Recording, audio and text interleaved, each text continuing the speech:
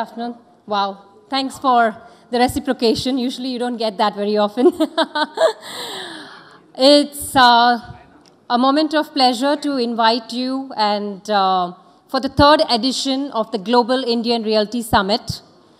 I know some of you have been on this journey from day one, from Dubai to Chennai and today in Mumbai. And for those of you who come here for the first time, I hope you will continue the journey as we take this to a variety of cities in India as well as outside India. The Global Indian Realty Summit, GIRS, is presented to you by news18.com and St. Angelo's VNCT Ventures, and with the objective of creating a knowledge series that leaves you wanting for more. But more importantly, there's a lot of changes that have been happening in the Indian real estate scenario, some specific to the industry, some macro policies which have influenced the sector, had an impact on the sector. Obviously, very important changes, positive changes in the long term. But with all of these changes, there's a lot of questions that have been raised. And News 18 and VNCT Ventures together, along with our partner in Mumbai, BMW Motors, part of the Infinity Cars group, and have come together to bring this event today to educate real estate professionals and serious investors about these policies, about opportunities in Indian real estate, investment-worthy real estates in the sector. We hope that you will enjoy the session. Our star moderator, as well as group editor of Network 18 for Real Estate and Urban Development, Manisha Natarajan, has taken a lot of effort to put together a fantastic panel. And without any further delay, I will kickstart this event and welcome Manish Maheshwari. Manish is the CEO of Network 18 Digital. He comes from an illustrious background. He's a Wharton MBA. He has been an entrepreneur himself. He was part of Flipkart, reading the marketplace. And today, he's been leading the digital division of Network 18, of which we have a variety of very illustrious properties. He will share a few words about Network 18 Digital Group. Manish, without any further delay, would request you to come on stage and share a few words.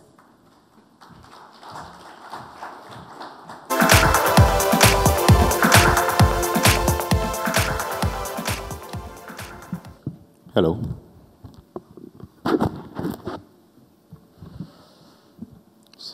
So good.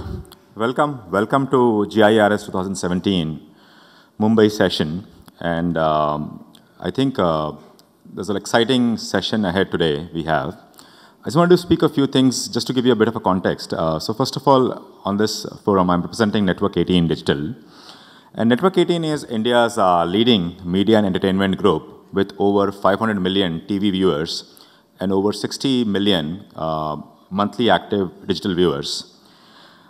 It touches almost all the Indians and also many NRIs through household names such as CNN, CNBC, ETV, and News 18, which is behind this program today.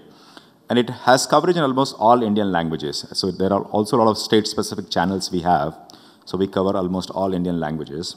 And that is why we appeal a lot to the Indian diaspora as well, along with, of course, people who live in the country. And I run the digital business, and our digital properties include news18.com, Money Control, First Post, ETV, News 18 Languages, Cricket Next, Compare India, Overdrive, Forbes India, and so on, right?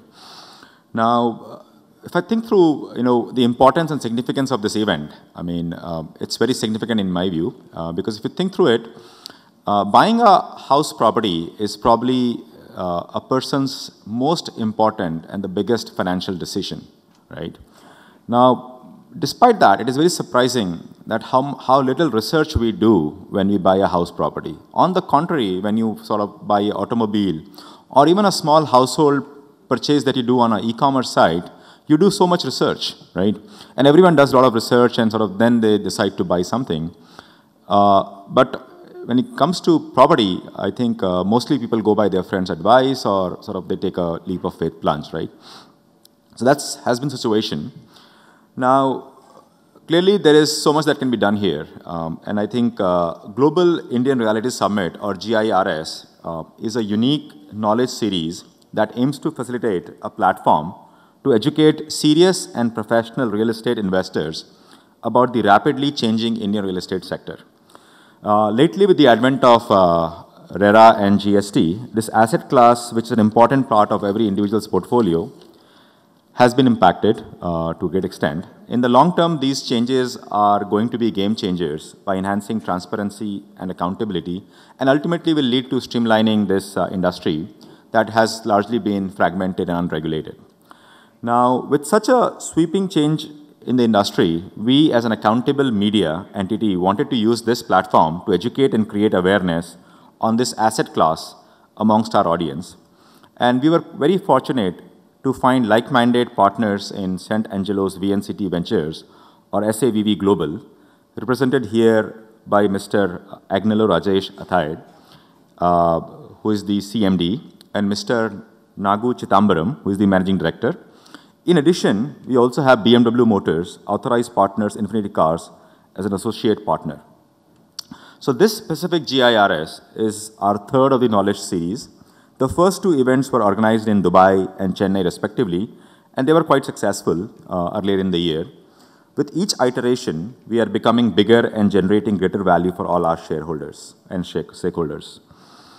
I would like to thank our panelists, our chief guest, Mr. Dilip Chhabria, founder DC Designs, our partners, the organizing team, and also our star moderator, Manisha Natarajan, who is the most trusted face of the Indian real estate industry today. So with that, I would like to welcome all of you, and looking forward to interacting with you. I'll be here for the sessions. So thank you so much for taking the time to be here. Thank you. Manish, thanks for calling me. I was wondering who's going to call me up on stage. So I was looking at Lakshmi. Ladies and gentlemen, it gives me great pleasure in welcoming you all to this third edition of GIRS, brought to you by Network 18 and St. Angelo's VNCT Ventures. I think there's been enough introduction and talk about what this event is all about, why we are here. So I'm not going to get into that. It is a knowledge series, and trust me, it's fantabulous. It's one of its kind, and you don't have anything like this. So if we can put our entire heart and soul into what's happening, what each speaker is saying, what each moderator is saying, I think it's going to add a lot of value to what we know, or it's going to add a lot of value because we didn't know that subject till now. So what's the role of St. Angelo's VNCT Ventures? St. Angelo's VNCT Ventures is a global development company. We have our development activities happening in Dubai and in India. In India, we do our developments in Mumbai, in Chennai, Hyderabad, Coimbatore, and Madurai. We're looking to launch into Goa and to Jaipur next. We come out with this, we're very passionate entrepreneurs, and we come out with trying to see how many homes can you put on top of how many heads. And basically, we're large in the affordable segment, and we have coined this as the affordable luxury. It's contradicting. Affordable luxury, yes. Affordable on price, and luxurious on quality, on service, on the way it's created, the service levels, on-time delivery or ahead-of-time delivery. In every aspect, we are luxurious. And we're happy to take this forward to any and every part of India. Would like to now end my speech with this so that we have the sessions happening next, and would like to welcome Manisha Natarajan, the group editor of Network 18, on stage, please. Thank you.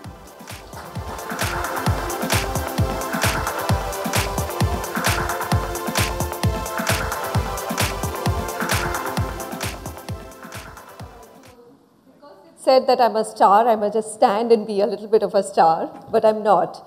My journey started from actually starting a very, very simple show, which was you ask, we answer. So people told us their budget, they asked us where should we buy a property and what kind of real estate should we buy, and we just put data together and we told them how to go about buying the right property. The reason we started was everybody was investing in stock markets. They had enough information on their hands, but as Manish mentioned, when they were investing in real estate, it was literally drawing room conversations. You bought there, oh my God, your property is doubled, do you think we should also go ahead and buy there? So there was very little transparency. Having said that, the industry has gone through its own journey. Today, we all know we are standing with RERA, at the cusp of RERA becoming now an absolute must for the industry. Nobody can escape it. 24 states, as I know, last number, have already come out with their final rules. So it's very interesting because real estate has not been an asset class in favor. If I was to really ask this audience, where will you put your money today, real estate or stock markets? And anybody wants to take that? Stock markets? Stock markets? Real estate. Oh God, this audience is clearly the real estate audience. But yes, I mean in 2008, I would have said, where do you want to put money? You would have said stock markets, markets were booming. 2011, when Sensex had crashed from 29,000 to what? Harshukta, tell me. It was 15,000. 50% market value disappeared. Nobody wanted to invest in stocks. Today, you know what's happened. Today, one asset class versus the other. So my purpose here today will be to restore that confidence in real estate and why it makes for a good asset class to have in your portfolio. And let me begin with calling all my panelists on stage. Nagu Chidambaram, I am inviting you.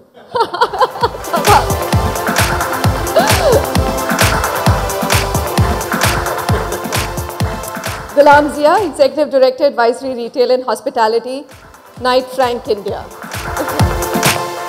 Srini Gopalan, CEO of Ozone.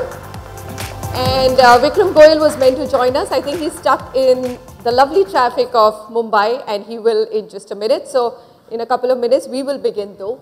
We've got a lot to talk. Okay, where do we begin? Real estate as an investment class, or should we straight away dive into and say, where do you buy and how do you buy a good real estate in India? Ghulam, the mood today that we have, which 71% drop in launches, prices really haven't gone up, and somehow the sense is that just stay away from this asset class. What's your opinion? Hello.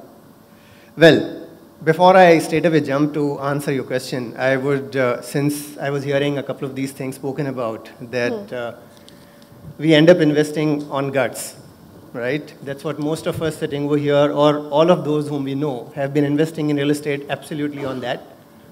Let me tell you that we are a part of the industry. Many of the developers also buy land only on guts. So it actually is widespread. It's all over. So an industry which completely runs on guts, obviously it's very difficult to all of a sudden change the perspective and start from asking them to depend on data, analytics, etc. However, in last couple of years, half a decade for sure, some amount of data has been thrown into into a public. Various domains are there. A lot of media houses are doing a great job of trying to assimilate information and passing it on. However, now coming to answer your question, the problem is that we have been historically given this concept that real estate is where you strike gold, which is not to be. It is not that easy. What we end up getting into when we end up getting into real estate is purely based on that expectation that 100 ka 400 ho jayega, 500 ho jayega. Especially those who come from Mumbai have this bimari. कि अगर मेरी property का price 3 times 4 times नहीं हुआ मतलब कुछ भी नहीं हुआ. Now that is where the whole problem begins. And unfortunately for us, a lot of other markets in India are still very normal. I would say Mumbai is absolutely abnormal, bizarre to say the least. And hence the people of Mumbai have that crazy kind of expectation कि अगर real estate हो तो 1 का 5 बनता है. ऐसा नहीं होता है. And nowhere in the world do we really see such kind of growth in investment on real estate. It's only here that a lot of reasons, I don't want to get into all those reasons, but here, since you've asked me, unless you're doing your research properly, unless you're not understanding the property that you're buying, I would very respectfully, and I would plead all of them, please don't buy real estate unless and until you have done your homework. There still are asset classes, of course.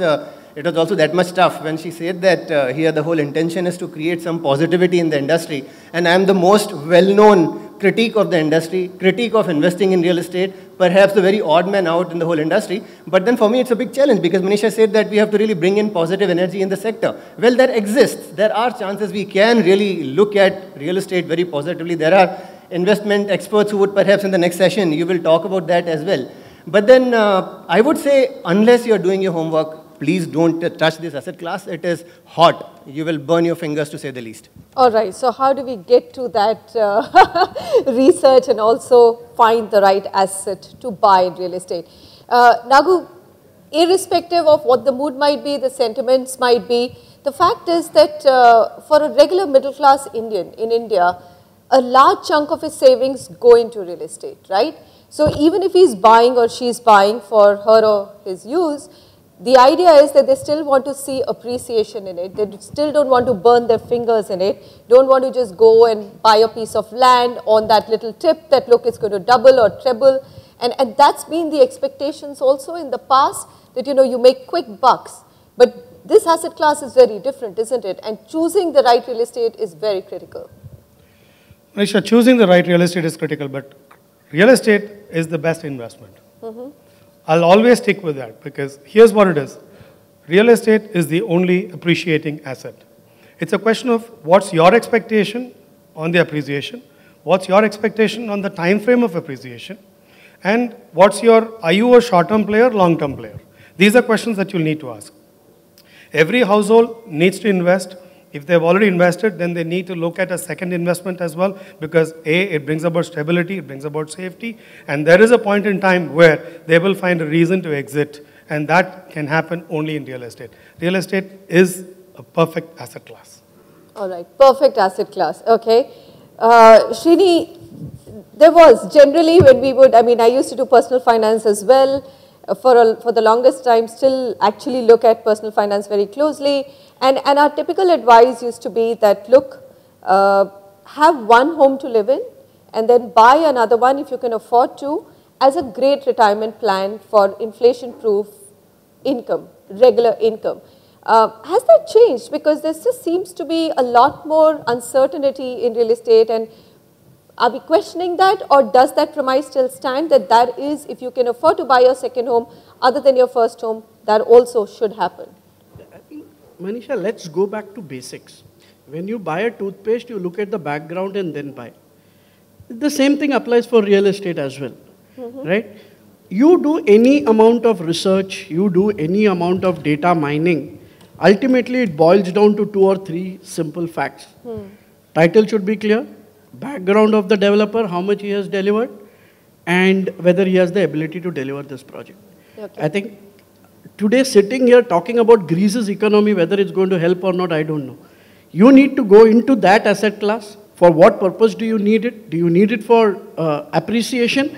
I agree with him. Real estate is the only asset class which will give you a 15% return. You're talking about burning your fingers. Who has not burned fingers in share market? We have seen people committing suicide in share markets as well. So long as you're maverick, then you're going to burn your fingers. So long as you do your homework with respect to what is it that this person has delivered in the past, are the titles clear, then I think there is no change. Okay. What has happened? Things have only improved. GST has come in, demonetisation has come in, RERA has come in. All of this is good for the investor. Right. So it's only going to, I think if you have money, put it into real estate. All right, Vikram joins us now.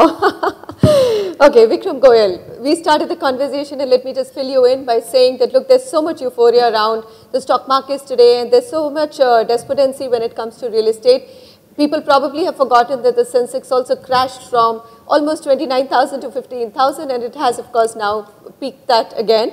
We're sitting in a situation where real estate is now, if you look at inflation-adjusted returns, not looking very pretty, 3 to 8%, sometimes, you know, if you're lucky, 10% sort of returns. What's your own sense with this asset class, and does it make for a viable investment in your portfolio still? I think I'll start by answering your last question. Does it still make sense? And my answer would be yes. And now, there are a lot of variables which are at play today. You're talking about inventory, which in certain markets is at a 3-year overhang or a 4-year overhang. You're also talking about people who are over-leveraged, who were investors 4 or 5 years back, and now they don't know what to do with it. But like the gentleman just said, he said, you know, you probably have to compare it only purely as investment class. You have to compare it also with other investment classes which you have. The risk is everywhere. The moment the greed crosses prudence, you're bound to make mistakes, and I think that's true for real estate as well. Looking at what's happening, whether you look at GST, or you look at RERA, and you look at you know, the overall sort of feel in the market today, I think the entire industry is becoming more prudent. 70% of the primary sales are done by small brokers, and we've been talking to all these guys. While there are a lot of concerns, but most of them who are serious about this business, they're very, very happy about this change, while there's a little confusion in terms of how this will pan out. So I would probably feel that if you're an investor, you're looking at this class, you're buying your first property, might as well. In India, you're still talking about real estate as investment class, but I would still say 70% of sales is still to the actual user. So as long as the question is real estate is safe and in good hands, I would say that I think we have enough and more reasons to feel that, you know, we have a long way to go, and I think this regulation and the structure which is coming into shape, which is only going to help going forward. All right. What happens is that because a large chunk of families' income goes into buying their real estate asset, even if they're living in it, Vikram, isn't it true that they all look forward to appreciation? And that, because the market has been a little bit flat, is what is leading the buyer to be on the fence and not really come and dip in or start buying. Is that true, or is it more, let's say, a bit spoken about by media? I think what we need to differentiate is between the investors, which were very, very active, say about 5, 6, 7 years back. Right. So I don't think from that perspective anything has changed in the last 2, 3 years. Investors have stayed away broadly. But then if you look at, like I said earlier, if you look at who are the buyers of real estate, it has always been majority the first-time buyer, and the first-time buyer is still buying. All of us do that calculation, you know, what is the loss in profit? So if I have a house which I'm staying in, which is not going from 1 crore to 1.5 crore, you might feel bad about it. But that still probably does not deter a guy who does not have a house to buy his first house. The rates, as you rightly said, in the last 5 years, inflation adjusted, or what we call the affordability index, are very, very favorable. And I would assume that, you know, in a lot of pockets, if you do your due diligence properly, and if you really are looking at buying a house, you will definitely get some very good deals today. All right, let's talk about the affordability aspect of it. So here's a situation, Nagu, where your incomes, even if you take a Mercer or a Hewitt increase in salary of about 6% per annum in the last 5 years, and you take a look at property prices and the fact that they really haven't moved up so much. If they have, they've been very small pockets. Today, in the same income, and your loans have come down, your interest rates have come down from almost 13% to 8.5%. So essentially now, you can afford so much more. Do you think that also should be a big message for people to go back home with, that look, why don't I just look at all the math and say the same house which would have been expensive for me, or a flat 5 years ago, is actually now way more affordable for me? Now see, these are calculations and changes that will keep happening. So you cannot postpone a decision thinking that something great is going to happen, because that's a wishful thinking. It can happen, it need not happen. So ideally speaking, what I would say is, if you're sitting with a given quantum of funds, then you should be looking at what's going to be the loan availability that's going to come along with it, and then go in for a plunge. Okay, if you're not going to be able to put that money in a city property, which is going to be high end, then look at the property in the outskirts. Look at a property which is going to have a land appreciation. Okay, where it's going to be a villa or something like that, where it is affordable. You have the land, you have the building. You can do it today, and the appreciation on that is going to be large. It's going to be fantastic, because it's a market which is yet to take off. It's not a full-blown market. So those are the areas where you'll be looking at investing for the sake of investing for your safety, and investing for definite appreciation. Okay. Gulab, I'm going to come to you. We've started the first-time homebuyer show again, and we find that this whole figure of inventory overhang is if you go micro market by micro market, is actually, there are some markets which do not, they're just adequately supplied, there's enough offtake as well. What is your own opinion on actually, if you cannot afford in the center of the city to go out and take a punt, a slightly futuristic punt, with a more affordable property, but in a newly emerging developing area? Well, there's a merit in what you just said. There is a, I am not against buying a house. Let me just put the picture correct. He's so worried he's going to get cornered. Yes, and I'm the odd man out, so I have to be really worried about the whole panel now. I'm only saying buy the house to stay in. Okay. The whole line that buy one for staying and buy another one is where I have a problem. Why? My problem is because buying the second house, if everybody does that, okay, let's look at an absolute crazy situation where every Indian household has a house. And everybody buys the second one. Okay. Whom are you buying it for? So this is obviously happening as long as you have a housing shortage. Do you agree with me on that? The second house makes sense only as long as you have housing shortage. If everybody has a house, then why are you taking the second house for? Whom are you taking it for? I agree that you're taking it for the second home, in some scenic location which you want to enjoy and so on and so forth. Once again, we are going back from the investment perspective. You're not once again on the investment scene. When you need the second house for your own enjoyment, you're going back on the self-consumption, which I'm fine with. I'm absolutely game for self-consumption. Go buy as much as you want for your consumption. Buy for your son, buy for your daughter, buy for your father, buy 4 houses for your family. But if you have this perspective that someday every house will give me a huge investment return, I will make a big money, I will hit the gold, pot of gold, etc., that is where my concern begins. Well, even there, I'm not saying that every opportunity is going to be a dud. Not really. Many of them have made money. Unfortunately, the brighter side is presented so well, it looks so good that we end up not talking about hundreds of such cases where it doesn't make sense. Today, and you come from there, today if I talk about NCR property market, we sitting in Mumbai would still don't want to look at, Hanos, Delhi, Duras, bahut dur ki baat hai, bhai, Delhi mein ho raha hai. Delhi is actually reminding me of the subprime crisis of the US. You have people who don't have money to pay the next EMI, for God's sake. We are looking at that situation.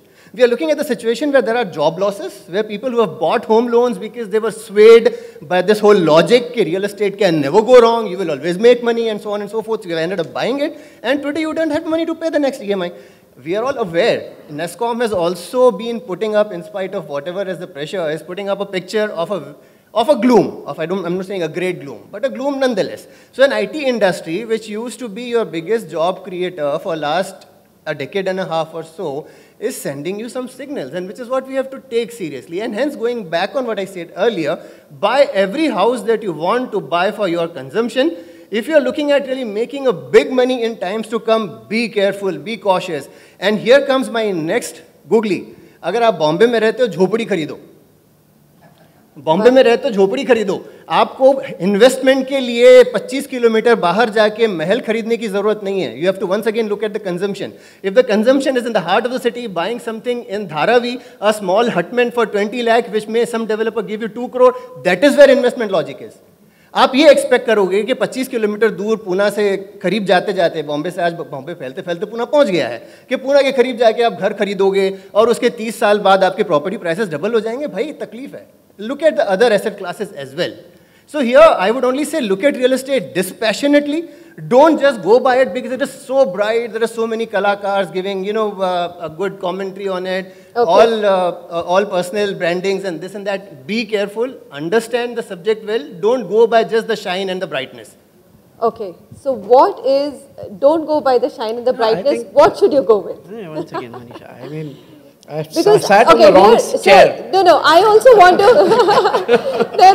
I also want to say that there was a time that there are so many markets who for the longest time have never given returns of less than 15%. I mean, if you take an average of 5 years. So, no, why you are taking an average of 5 years? I don't understand that. Okay. The second thing is, will you live in a jhopadi? Are you living in a jhopadi today?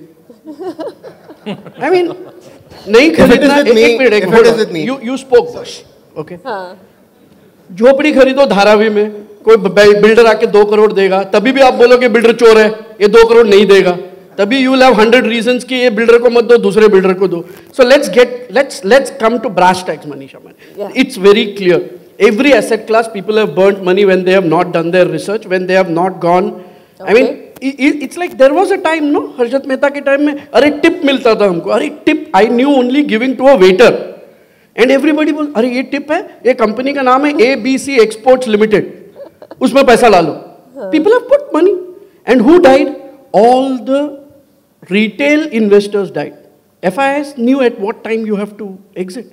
So this is applicable to every asset class, not only to real estate. Now there is a fundamental assumption in this thing saying that आप आज खरीदोगे 1 रुपए में तो आपको 10 रुपया मिलेगा. अरे कौन बोल रहा है आपको 10 रुपया मिलेगा? आपको 1 रुपए का 1.25 रुपया बस नहीं हो गया 1 साल में, या 1 रुपया 15 पैसा बस नहीं हो गया 1 साल में. Now that is where once the greed comes, even gods have failed. We are human beings. So let us be extremely clear. Yes, look at every asset class.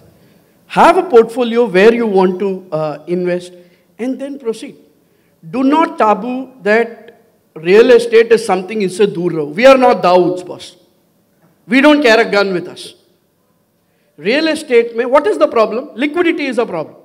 When you want to sell, it may take you 1 year to sell in a worst market. But still, you can feel the brick, mortar, paint, everything you can feel.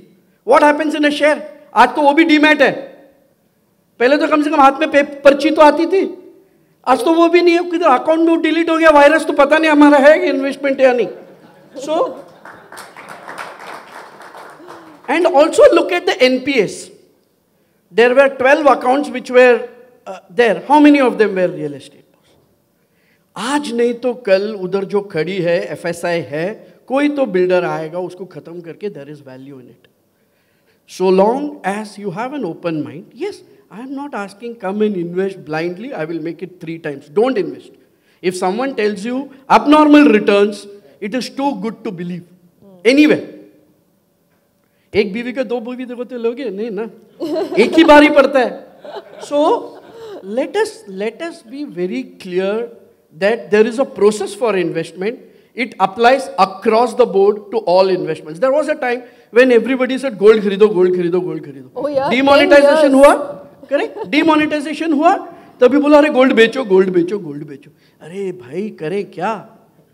So very clearly, there are procedures for every investment. There are experts sitting. Unfortunately, real estate is not yet matured. Real estate is still not even an industry today. So where is the question of having data, mining data? आप क्या analysis करोगे? क्या chart डालोगे वहाँ पे? It is very clearly, you have got to go back to your basics, understand the micro market, supply, demand. If you are thinking that in 2 years you are going to exit it, don't enter. Nah. We have seen that happening in Dubai. In Dubai, people have sold papers where people have made 200 and 300%, and later on, the person who bought it after the 300% rise went on to 2%. This has happened in every asset class, Manisha. So people have to be cautious in any investment. And now, Vikram, it's not that easy to actually, with online websites available, you can actually compare. There are, of course, the role that media plays. We have a show which constantly gives you the best prices in every market, or the average price, the availability of units which can help you take a decision. But even if you were to decide that this is the market I would like to buy into, it's not that hard to get the right data. You can't go that wrong. I mean, if the average, if you see 10 flats listed on 99 acres at a certain rate, and if you are being charged 20% or 30% more, you can go and compare and say, okay, fine, what is this developer giving me which is so much better than amenities? Is it worth paying that premium? Or is it actually a better deal? So there is a lot more transparency than 10 years ago, definitely today. And of course, the whole aspect of RERA, which also makes this industry a much safer bet. I think burnt fingers have been the biggest reason for some amount of trust crisis which the industry faces. It always will be. It always has been in any asset class. Correct. And, just to add to what you said, there's much more information available today. In fact, the other day I was with the chairman of RERA committee, Mr. Gautam Chatterjee, and he says, Vikram, life will become much easier when on basic aspects you can sort of compare one project to the other, and that data would not be something which is sort of glorified, is the data which is on facts. Right. So I think a club with the lower rate of interest, the rate of interest are lowest in the last about 8-10 years now. It's gone back to 2007-8 rates now. So club with that. I have, we all read in the newspapers that there are about half a dozen NBFCs which have now applied for HFI licenses. I'm sure they understand what they're getting into. You have a lot of financial institutions, including HDFC, which are now looking at affordable housing segment as well. So if you look at the segment overall is getting a little more mature. I don't take away any point from what Ghulam just now said, that, if you're buying for yourself, then, any time is a good time, and you should be prudent in terms of what you really need to buy. But I see a point in what is being said later, that, certain opportunity for certain investors, and there's always a risk attached, is always a possibility. But I think if you look at the Indian primary residential or secondary markets, we are still looking at a huge population which is to buy their first houses or first homes. And for them, I think the time is always right, and time is right even now, because if you look at the rates, if you look at the flexibility which payment plans which developers are ready to give you, the rate of interest, today the stock price between a grade A developer or a grade B developer, the margins have thinned down. So you can actually buy a good developer project or a good location at the price at which you would not be able to buy 4 years back. There was a premium. All good developers so charged at least 20 to 25. Now it's reduced to 4-5%. Now it's reduced to 4-5%. So I think it's a good time to buy, and I would want to differentiate once again that at times when we say it's probably, it's the investors who've run away, a lot of actual users think it's not a right time for me to buy. So for once, if you are a guy who's still buying your first house, or you're someone who's buying your second house but more in terms of an upgrade, I think it's still a good time and will continue to be so. What is the sweet spot, Nagu, in your experience? I mean, the way we get questions, it tends to be that the market, there was a time, 4 years ago, 75 lakhs to 1.5 crore, there was a lot of demand in the premium and what you call the luxury segment, right? In Mumbai, that price would go up to about 2.5 crores. Lately, we see more and more questions coming in between 40 lakhs and about 1 crore. Right? So do you sense as a developer, the market is also shifted to more affordable ranges? Absolutely. The prices have definitely shifted. Now, here's the most important question. Do you want to say that you're here to sell a product that you have made? Or are you here to sell a product that the market is wanting to buy? Right. Now, this is exactly what I was discussing with Manish also. So if there is a product that you have understood that the market is wanting to buy, what's the product? Price is the product. And then you add your features to it. Okay? And if you're able to fit it within that, then you're a sellout. Otherwise, you're going to keep the stock with you and you're going to scream to sell. So the best thing is see how best you can fit it. And the price band definitely is going to be within this. The 40, 50, 60, 80, depends on which market you really are operating. So you need to create that need.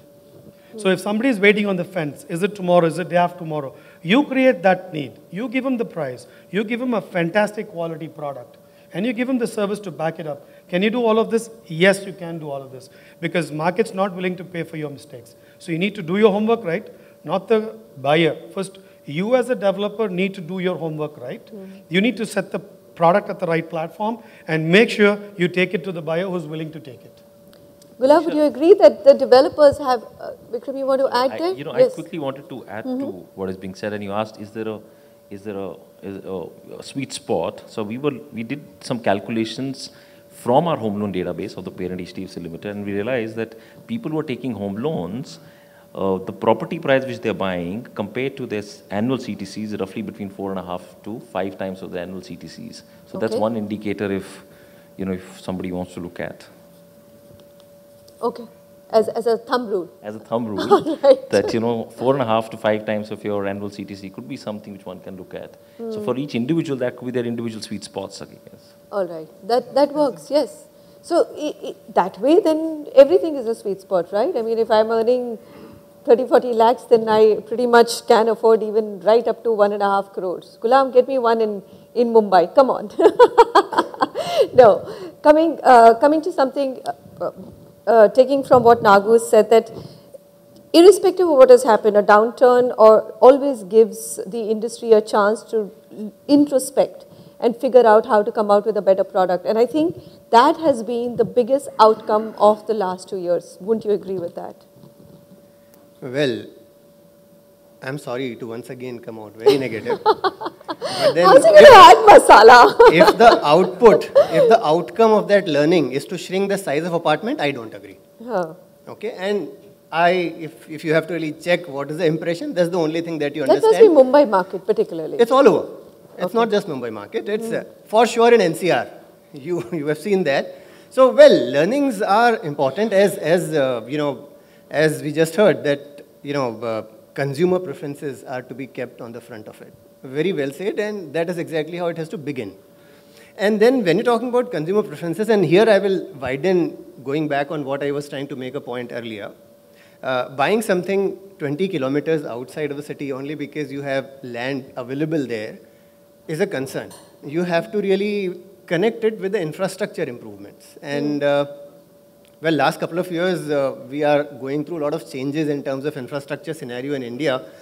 Execution, perhaps another half a decade or so, we will see some execution of those projects which have been launched or at planning stage, etc., etc. But our historic track record of constructing infrastructure is very pathetic. So what has remained at 25 kilometers for 10 years would have come to 20 kilometers in terms of, providing some railways or whatever else, etc., etc. Not more than that. Okay. And a lot of examples that we not go into the specifics, etc. All right. But if we are taking any such call, we have to not just plan for the consumers, but also plan for the growing infrastructure of the agglomeration where we are constructing. Ghulam, the only thing is I feel that we swing on the pendulum too much. Honestly, anybody who's bought in Gurgaon 20 years ago is still sitting pretty on prices that is unaffordable today, right? Now, all of you will agree that if you're able to sense the right market, if it's slightly outlying, you can buy cheap today and see phenomenal growth. Those will actually be your alphas in returns, right? It's just a question of how do you do it, Srini? How do you hope that infrastructure, one state government will perform and meet its promises? Where do you actually take the punt and say, okay, now this is not terribly risky? Well, I was concluding that last logic I was trying to make. On one side, you have infrastructure. On the other side, you have economic drivers. What perspective we earlier spoke about was consumer preference, obviously, which is of extreme importance. But on the other side, these are the two very, very key indicators of whether you will attain that target for yourself on the growth or price appreciation that you have set for yourself. Now, as long as these two things are not falling in place, you have danger. Okay. If you don't have, like if I'm talking about a new CBD, when you're talking about Gurgaon, etc., Gurgaon happened because last 10-15 years, a CBD was created out of nowhere. But 20 years, we didn't know a CBD would get created, Ghulam. Exactly. So, all right, let's get So these are few things which we have to really look at before So concluding. my thing is that if you're going to take a risk with the stock market, how do you actually choose the right opportunity in real estate? Yeah, I think Manisha, because moving in a location early, also if it works out to be a good punt, is a good decision. See, yes, I agree with him that the infrastructure is important, the economic drivers are important, and that's something which we need to look at before investment. I would like to conclude saying one small thing, is that today is the time. It's important to see whether the developer is making money or not. If the developer is not making money, is the time for you to buy the asset. Today, we are in that position. It's important. Okay. So that's the benchmark. Because the margins are lower. Yes. So how much more can he reduce the price? So we saw somewhere on November 8th, the price will go down 30%. Okay. And we had all those discussions, 30% girega, sab jagah 30% girega. Then came GST, iske baad to 10% girega. I don't think, because we cannot afford. Beyond where we are today, we as developers cannot afford to, unless the land prices go down. And for this cascading effect, it takes time. It takes 2 or 3 years for the land prices to really go down. With all these Benami Act coming, I think the government is doing a wonderful job in order to make it affordable, but it cannot happen in 1 day or 2. It is going to take it 2 or 3 years. Right. This is the time to invest. Keep investing. All right. I think I'm going to conclude there. Until Vikram, would you like to add any concluding thought to this conversation in terms of investing in real estate? I'll reiterate what I said earlier as a last thought, that if you are an actual user buying for yourself, there's always a good time. There's a good time now as well. But if you're an investor, then you need to be really prudent about what you're doing. Nagu? Just go ahead and buy. As simple as that. All right, okay. Great. Do we have time for Q&As? Yes, all right. 5 minutes. So 5 questions, and please keep your questions short. And easy. Yeah, no hard questions now. A quick comment and a question. My name is Rajesh Dhume. With GDP growth exceeding 7%, with increasing population and migration from rural to urban, not even at the halfway level, I think investing in real estate is a no-brainer. My question is to Srini and Nagu. Srini mentioned real estate is brick and mortar. Nagu talked about investing in satellite closer to metros. I agree, Srini, that you cannot produce more land, yeah? The question is now here, would it be a prudent decision actually not to buy a primary first home in metro where I live, because I can luxuriously live in a rented apartment at less than 2% cost, and buy luxurious villas in satellite, because that's where the appreciation is going to be. And then I still have an asset allocation towards real estate. That's my question. Yeah. Okay. If you're going to talk positive, yes. Oh, I'm always. By both. Oh, wow, I like this. And take a loan from HDFC. Take a loan from here. And since you asked the question now, you will get 10 times, not just 5 times your annual. Okay. It's a question of convenience. If you're going to look at, I'm going to get an asset here and I don't have to buy it, and I need to be in the city for my operational reasons, and I'm going to get it at this 2%, 3%, 1.5%, whatever, and I'm able to buy something in the outskirts, the infrastructure need not be full-blown. If it's full-blown, it's as good as city. So if it's present continuous happening, it's going to happen sooner or later. And you take a call there, and your appreciation is guaranteed. And you have your reason to be in the city, and you have the reason to buy there. You don't have to wait. That's the best decision. But if you can afford it, no jokes, you should grab it. Both. I agree, but it's like identifying the wind trap for growth story earlier against the A-class shares. Analogy of the share market. Yes, it's going to be definitely good to pick up the asset that's in the outskirts. Srini, your opinion on picking up an I asset class to the outskirts? I thought I won't make a sales pitch. I mean, in Bangalore, we have a township exactly 30 kilometers and near the new airport.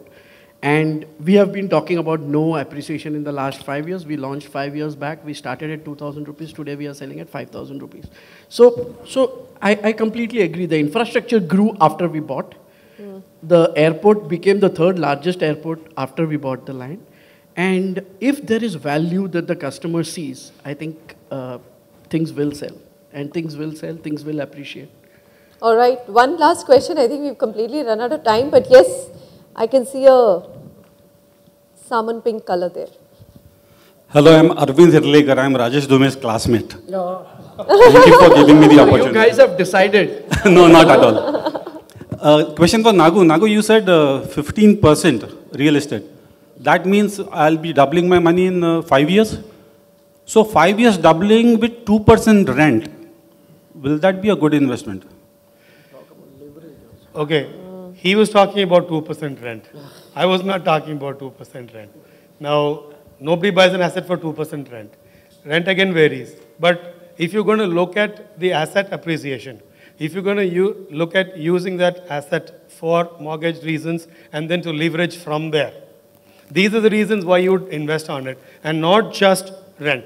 If rent was the cause, then the percentage of return will be a different decision altogether. All right. Okay, on that note, I'm going to conclude because we are running out of time and we do have another panel discussion and a very important one on RERA, GST and demonetisation and the situation the industry is in today. May I call my colleague and of course Manish on the stage to present all the participants with a moment.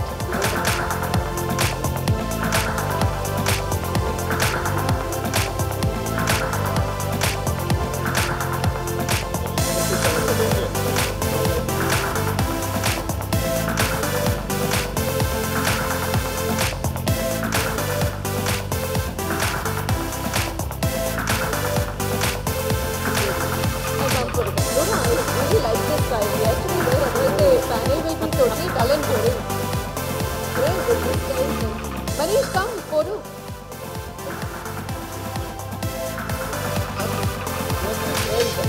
Yeah, yeah. their more money.